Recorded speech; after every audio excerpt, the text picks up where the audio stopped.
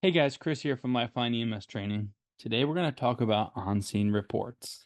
And this is probably one of the things that is a soapbox of mine when it comes to on-scene reports.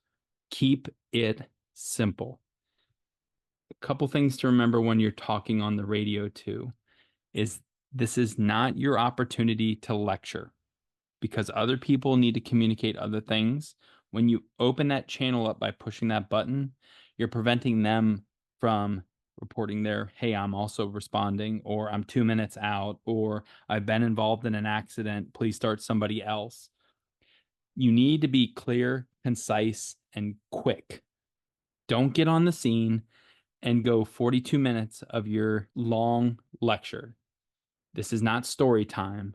You want more of a TED Talk style. I also wish that when it came to radios, we would do anytime minutes. And at the start of a shift, everybody got 2 minutes of radio traffic. And if they went over, it just cut off. I think that would really, really help people in terms of just shutting up. So remember triple B. Breathe before you button. Take a breath before you push the button. Don't get on the radio, push the buttons. Unit 3 is on scene. As if you're out of breath, like you just got done finishing the New York City Marathon. Take a breath and push the button and wait a second. You need to wait a second for the radio to establish that channel. Especially in the digital world we live in now, give it a second. I've heard some agencies say single syllable words like scout. They push the button, say scout, and then by that time the system would have established a channel. And so that way they've created a culture where they say that word after pushing the button, knowing that by the time that that word comes out, the radio has established that connection. So don't forget to breathe before you push the button. And the 4 W's of radio traffic when it comes to on-scene reports: who you are, where you are, what you have in terms of an incident, and what you need. So who you are, this is ambulance 4, on scene, good location. So it's the same as dispatched. 2-vehicle MVC, one on its side with one person ejected. Start a second transport unit and a helicopter.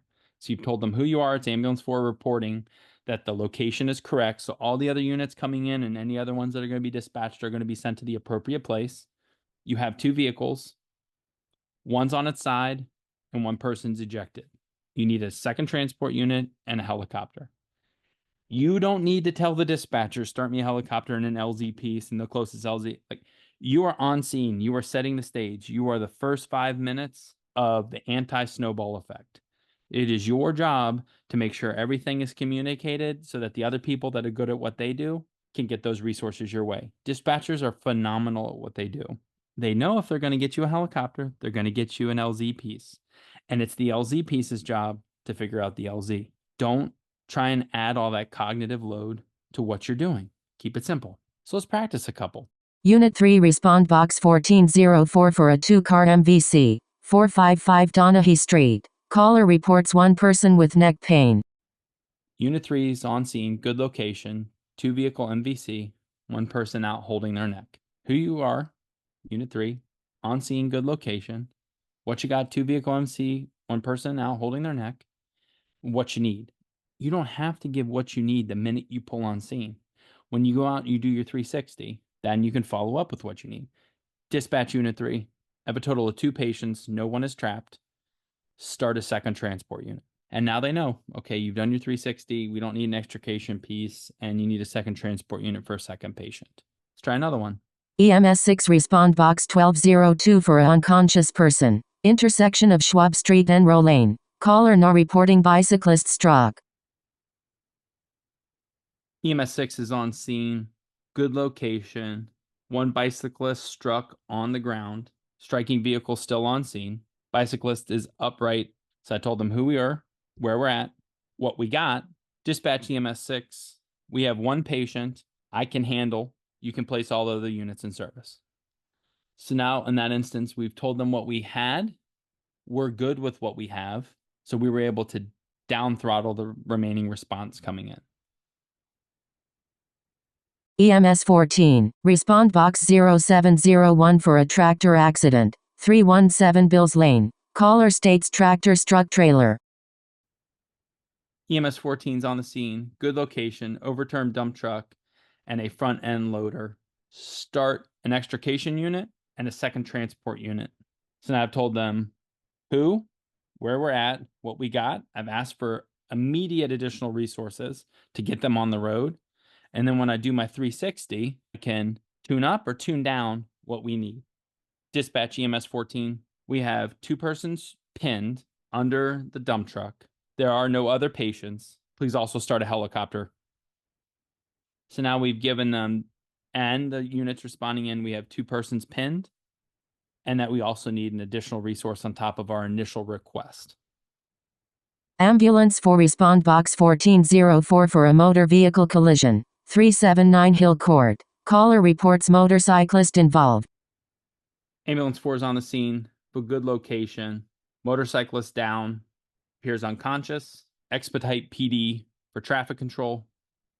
And you get out, you do your 360.